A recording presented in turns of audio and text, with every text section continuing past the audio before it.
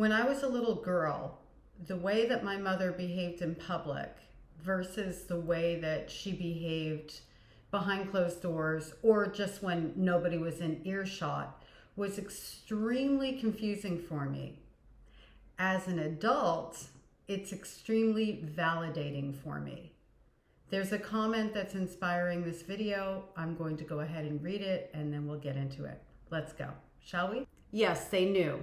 They knew how to behave in a public space, and yes, we all feel sorry for that little girl or boy who was screaming inside but no one could hear. Thank you. So as a little girl, when my mother would be dripping with niceness, doing the Mother of the Year thing, she might even pat me on the shoulder instead of digging her nails into it. At a minimum, she was just calmer. I always had a sense that she could do something to me in public and might do something. I always knew that I had to monitor her, monitor myself, my facial expressions, all of it. So it wasn't like we were in public and I was in this really great frame of mind and, oh yay, the nice mummy is coming out. It was, oh wow, she's being nice to me. And I didn't really tie it to the fact that people were around. That didn't catch my attention as a little girl. I just felt like in those moments, maybe she liked me a little bit, or at least she didn't hate me. And then of course, as soon as we were alone, whether it was walking to the car in a parking lot, getting in the car, getting home, wherever it was, she would start in on something. She would say something like, people don't like little girls who talk too much. And I heard that enough to know I shouldn't be talking. So that was confusing. Or it would be, I saw that face you made. And I'm like, I'm practicing my best blank face the entire time that I'm with her anywhere under all circumstances. And here it is, I failed. And here's my mother, the one that I know best, the one who really hates me.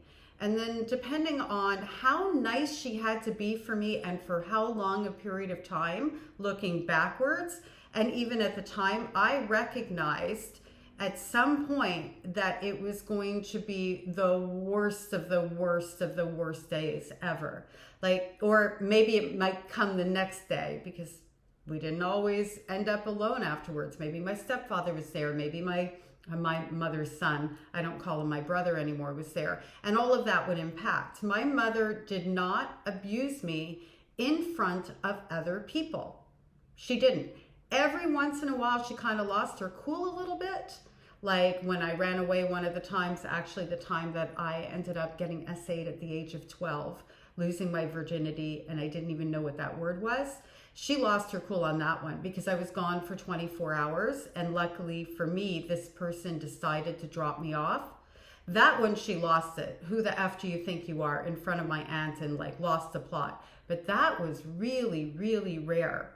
So my mother had this tremendous capacity for what? Self-control.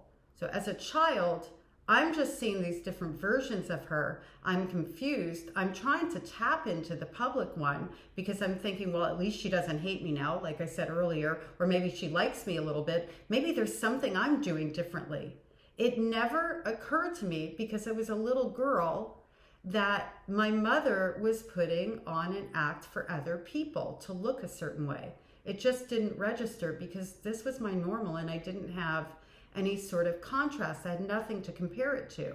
As I grew up, even as a young adult, for the longest time, I would look back at that and try to figure out, why couldn't she just love me all the time, or like me a little bit all the time, or hate me less all the time?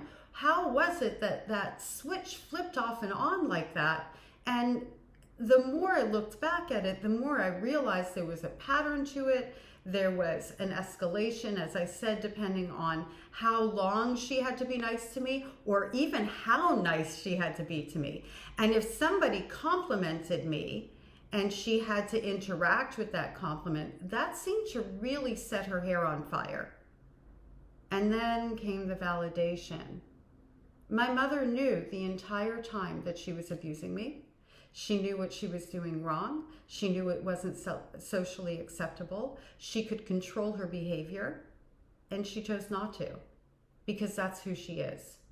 She's a sociopath and a narcissist. I've been no contact well over 30 years. There was a point 17 years in where she surprise visited me, and I wanted to have a relationship with her. Like, I wasn't at the point of the validation, understanding that the abuse was on purpose. I was still at the point in my mid to late 30s thinking that this was fixable, and if only I do or say the right thing, she will be my mom.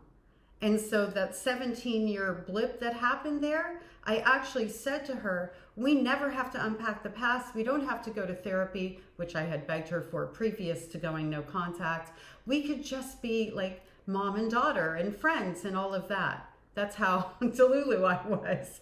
No, actually, that's how much in need of her to be my mom. Not just a mom, but for her to show up and love me. And then, of course, as time went on, well, that went sideways very quickly.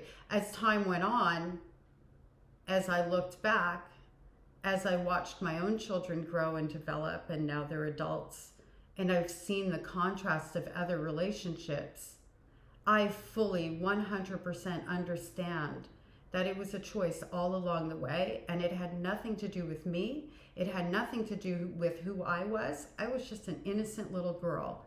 And it has everything to do with who she was, who she is, and who she will always be. So for anybody out there who's going through that confusion, I really hope that this video helps to clarify it for you. People who behave vastly differently in public and private, they know what they're doing is wrong. They know it, 100%. They know what society expects from them. They know what looks good. And they have the self-control to be able to take that all along the way. Unfortunately, people like my mother, they get off on being powerful, because you're not powerful if you're trying to systematically or otherwise destroy a little child. But that's what they get off on. And my mother in particular, she was a sadist, like she's sadistic. So, add that layer to it. She's actually getting pleasure from the pain, not only that she put me through, but the pain she put anybody through.